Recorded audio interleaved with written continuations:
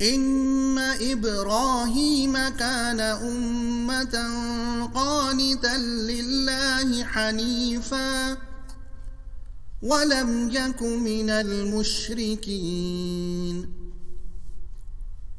شاكرا لأنعمه اجتباه وهداه إلى صراط مستقيم وآتيناه في الدنيا حسنة وإنه في الآخرة لمن الصالحين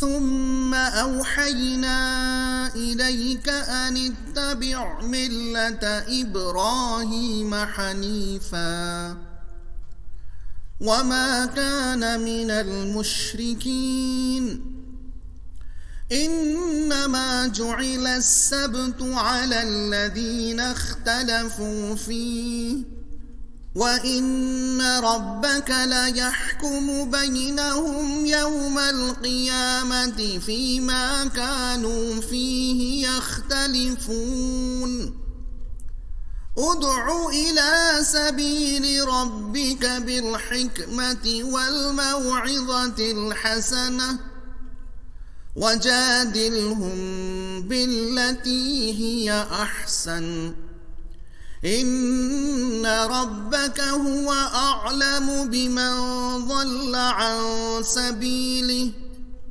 وهو أعلم بالمهتدين وإن عاقبتم فعاقبوا بمثل ما عوقبتم به ولئن صبرتم لهو خير للصابرين واصبر وما صبرك إلا بالله ولا تحزن عليهم ولا تك في ضيق مما يمكرون إن الله مع الذين اتقوا والذين هم محسنون मज़मून मिल्लत इब्राहीमी का सही नमूना सिर्फ इस्लाम ही है। मतलब हज़रत इब्राहीम अगरचे तन्हा थे मगर उन्होंने वो काम किए जो पूरी एक कौम के करने का था। गैरुल्लाह से मुँह मोड़कर हमतन अल्लाह ही की तरफ मुतवज्जे हो गए थे और अल्लाह के शुक्रगुजार थे। अल्लाह ने उनको मुंतखब कर लिया था और सीधा रास्ता दिखाया था। दुनिया में भी उनको भलाई दी और आखिरत में भी। वह यकीनन सालिहीन में से होंगे।